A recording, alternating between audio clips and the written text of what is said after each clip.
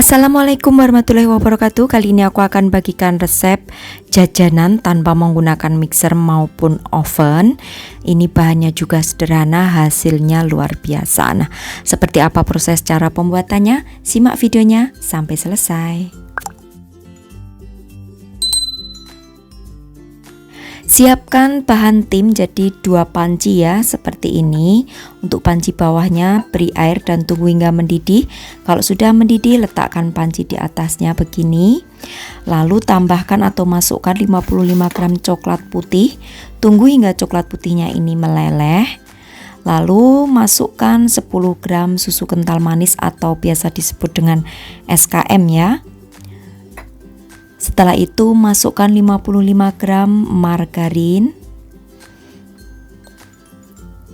Jadi untuk memasukkan bahan yang lainnya tunggu ya sampai coklat putihnya ini meleleh, supaya tidak bergerindil nanti hasilnya.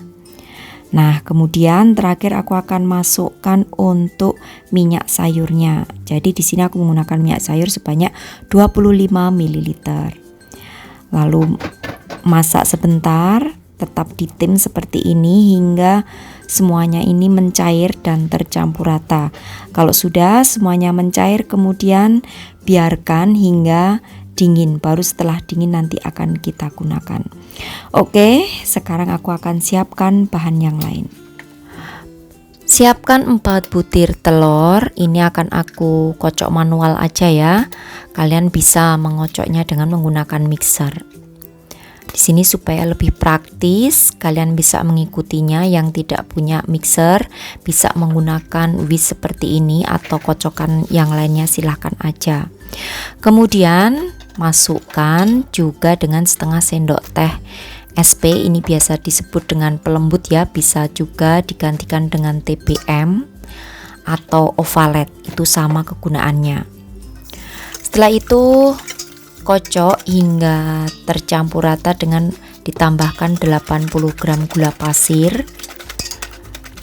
Memasukkan gula pasirnya sedikit demi sedikit dulu. Kocok manual kurang lebih karena kita tidak menggunakan mesin ya, sampai 10 hingga 15 menit ya, sampai hasilnya putih seperti ini. Dan ini memang lumayan capek sampai tanganku merah semua. Kalian yang tidak mau repot ya boleh ya menggunakan mixer. Lalu tambahkan dengan setengah sendok teh vanili, juga setengah sendok teh garam. Kemudian tambahkan 125 gram tepung terigu, lalu juga setengah sendok teh baking powder. Untuk tepung terigunya ini gunakan yang pro sedang. Lalu aduk hingga tercampur rata, memasukkannya sedikit demi sedikit aja supaya bisa tercampur.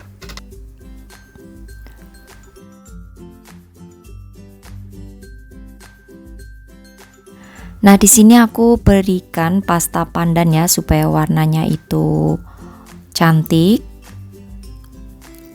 Lalu aduk lagi hingga tercampur rata. Dan terakhir masukkan bahan tim tadi. Syaratnya ini sudah harus benar-benar dingin, jangan selagi masih panas maupun hangat ya. Jadi sudah suhu ruangan. Masukkan semuanya aja, lalu aduk hingga tercampur rata. Jangan sampai ada yang mengendap di bagian loyang atau di bagian pancinya. Nah, kemudian setelah itu siapkan loyang berukuran 20 x 20 cm yang sudah aku alasi dengan kertas baking paper. Masukkan semua adonan ke dalamnya seperti ini. Untuk pengukusnya di sini sudah harus kalian panaskan dan pastikan airnya mendidih ya. Gempa. Aduh, maaf teman-teman, tadi aku sempat lari keluar ya karena di Jogja ada gempa, tapi alhamdulillah sudah aman. Sekarang saatnya kita lanjut ya buat resepnya. Masih deg-degan? Nah, kalau sudah, kemudian hentak-hentakkan supaya udara yang terjebak di dalam adonan itu bisa keluar. Oke, selanjutnya akan aku kukus. Di sini kukusnya selama 30 menit dengan menggunakan api yang sedang cenderung kecil. Tutup panci diberi alas serbet. Jangan dibuka tutup. Setelah matang kemudian angkat, lalu selagi masih panas keluarkan dari loyangnya ya supaya brownies pandan yang kita buat ini tidak menciut. Ini namanya kue brownies ya, tapi dari pandan. Nah, ini akan aku balik ya.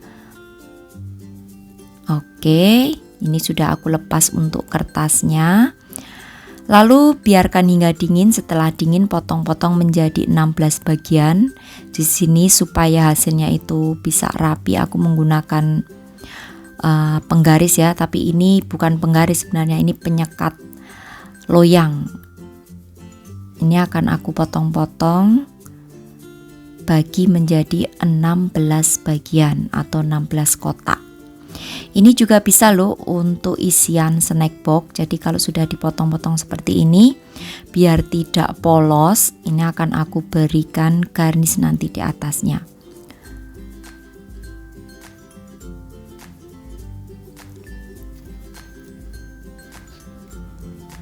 Oke, ini akan aku beri garnish dengan coklat leleh. Coklat yang ditim terlebih dahulu dan semprotkan di permukaannya seperti ini.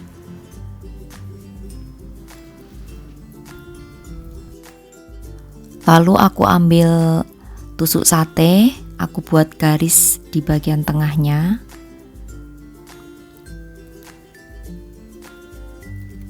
Semprotkan lagi ke semuanya. Ini nanti coklatnya kalau sudah dingin akan mengeras ya. Jadi aman, walaupun dimasukkan ke dalam box pun tidak akan melebar kemana-mana, asalkan memasukkan ke dalam boxnya kalau coklatnya sudah mengering.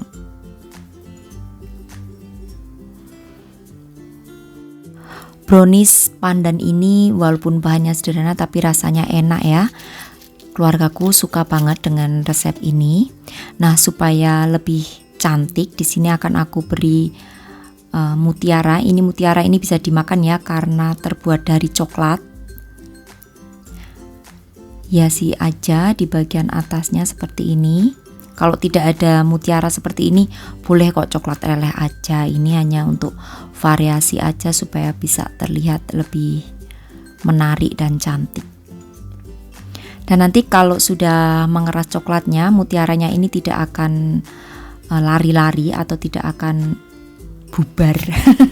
Jadi tetap stay di situ karena kan coklatnya mengikat ya kalau sudah dingin. Nah, seperti ini hasilnya. Walaupun bahannya sederhana tapi cantik hasilnya. Ini rasanya mantap banget. Pokoknya kalian harus mencoba. Bahannya sederhana, prosesnya pun mudah, gampang dipahami. Juga menggunakan peralatan yang seadanya aja di rumah, tapi sudah bisa menghasilkan jajanan untuk keluarga. Ini juga bisa untuk ide jualan buat kalian. Jadi jual aja pakai perloyang seperti ini, per kotak seperti ini yang sudah dipotong-potong dan dihias. Terus nanti baru dimasukkan ke dalam dus. Itu juga keren. Lah untuk harganya silakan aja hitung sendiri dari modal awal yang kalian keluarkan. Mudah-mudahan bisa menginspirasi untuk sahabat aku semua di rumah. Selamat mencoba membuat snack jajanan untuk keluarga. Terima kasih, sampai bertemu kembali di resep-resep aku yang akan datang. Wassalamualaikum warahmatullahi wabarakatuh. Bye bye.